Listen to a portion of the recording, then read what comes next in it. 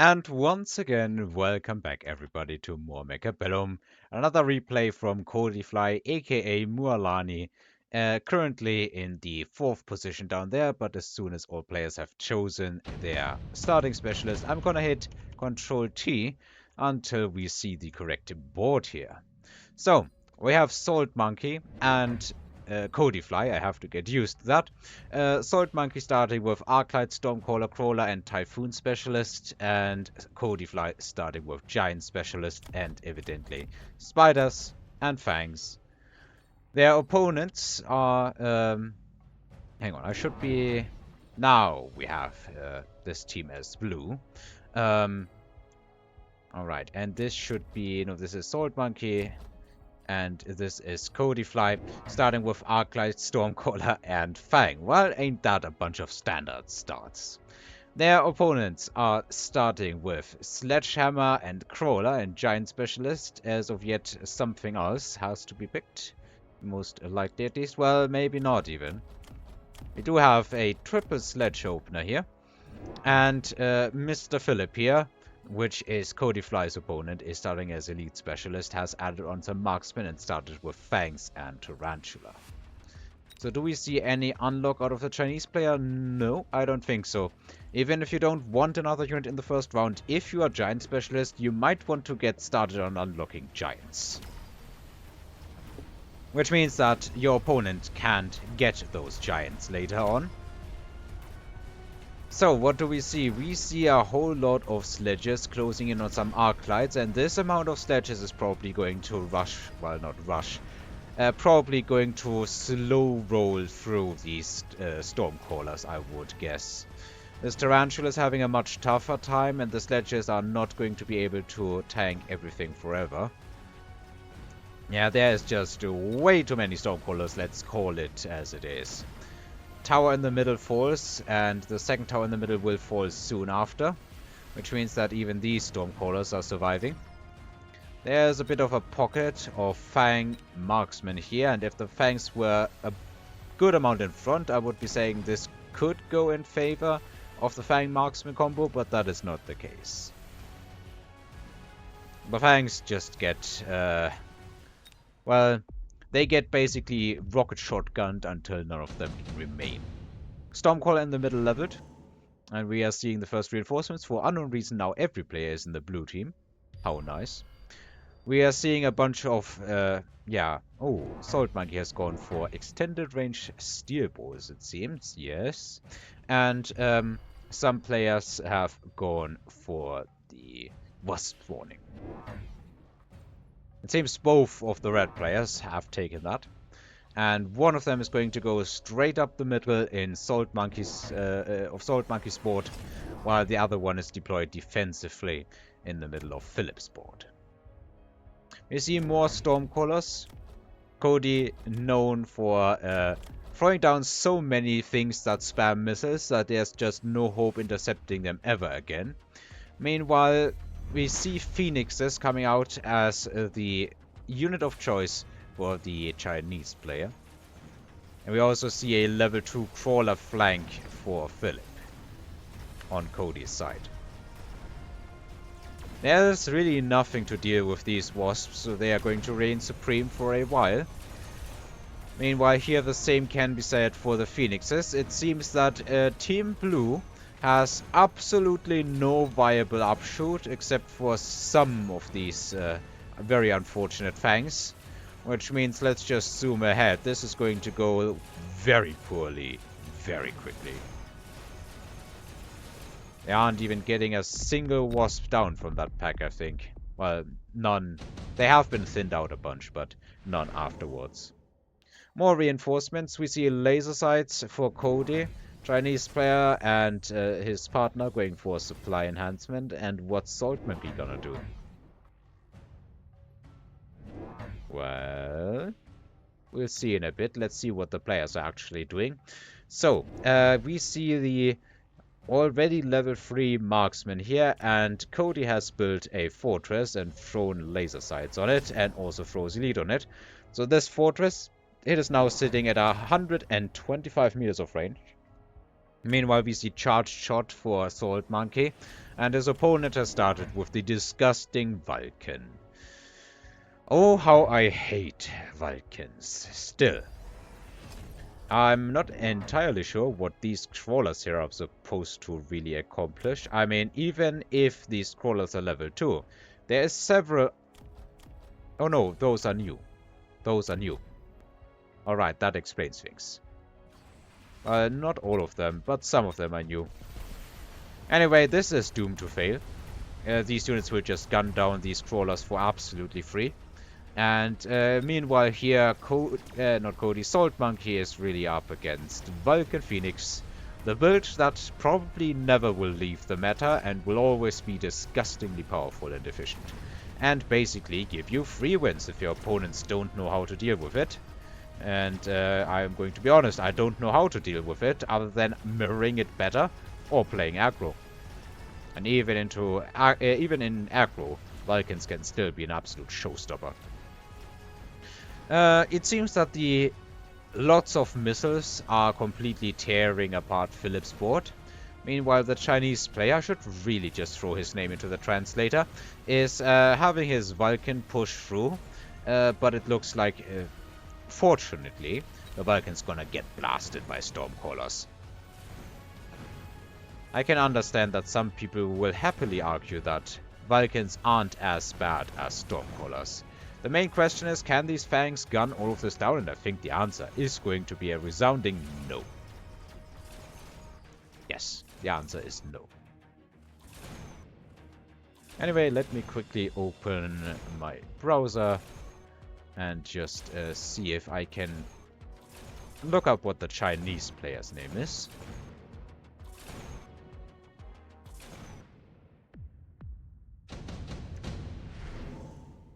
Alright, next round we see Farseers for everyone knows.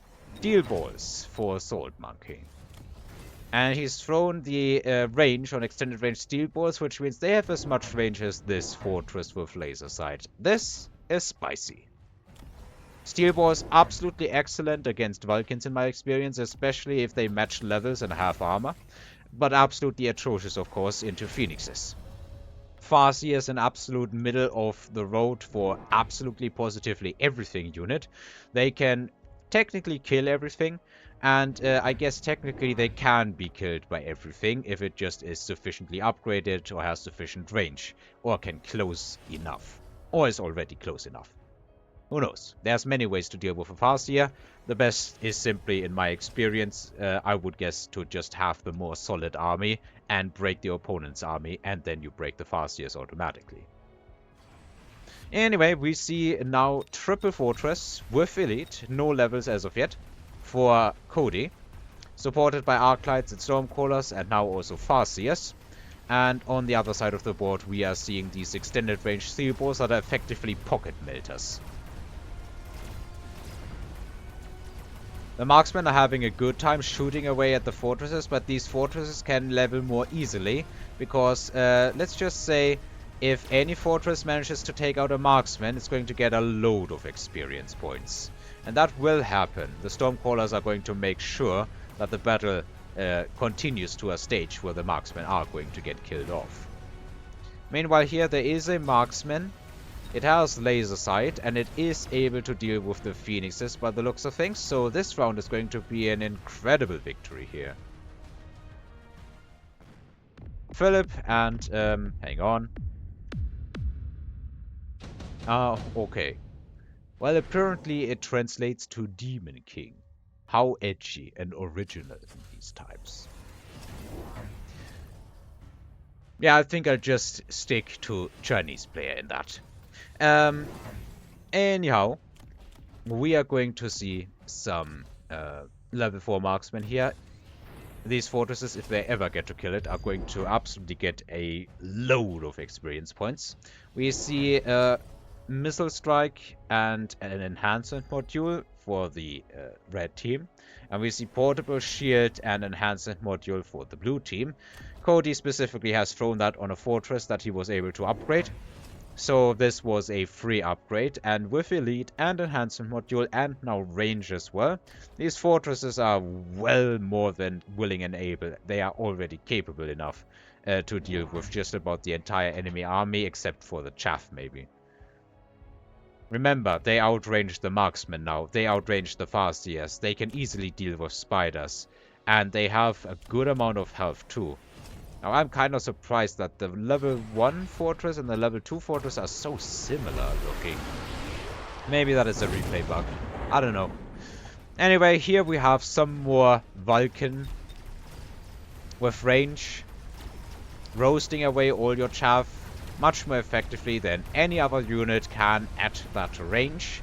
The only thing that can even remotely come close to that is like just whirlwind rhinos at point blank range, or wraiths in my experience. The steel balls are simply getting no real value because these tanks will block everything. Basically, the core of the army of the Chinese player survives, though the same can be said for Codifly, and his fortresses are scaling. It looks like we may be able to see a level 3 fortress in the next round already. However, the Phoenixes will take that out, and there already is no meaningful anti-air. Alright, level 3 on that fort. Well, there is some fangs, but they don't count as meaningful anti-air. The Vulcans are also scaling, and this is bad news for Salt Monkey. At least all of his carry arclights can level now. That is going to be a good help. Now suddenly these bad boys are starting to deal several thousand points of damage each shot. However, there is a level 3 Vulcan, because we have intensive training at work here. Yeah, every player has it. I think it was in one of the earlier rounds. I completely must have overlooked it. We see a level 4 fortress as a result, and this thing is starting to be incredibly scary. At 160 meters, there's not much separating it and the Stormcallers. If it gets to level 8, it will actually match Stormcaller range. And at that point, it's just going to go downhill, because even Melters won't be able to lock onto it before it locks onto them. And when this level 4 fort starts shooting, there's not much that's going to survive. It's doing almost 55,000 damage each shot. Wasp Spawn is off cooldown again, but at this point with the Farseers, both players are basically dealing with this automatically. I don't think there's any realistic amount of value you can expect those Wasps to do. Even here, where there is no Farseer, there is still this early Typhoon. Stormcallers for Philip. I will count this as kind of a last-ditch effort, honestly, against these fortresses. Because you need to have something to deal with these fortresses, as they just continue to blast through your army and get ever-increasing amounts of experience. Now, since there is no anti-air, these wasps are actually getting value. The Farseers must have ran forward and gotten killed. That is about the only explanation. On this side, it looks like Salt Monkey is actually handling things, which I would assume is in part to the tower debuff that has come in because Codifly just broke through the middle. However, the same problem as before, there is no meaningful amount of anti-air.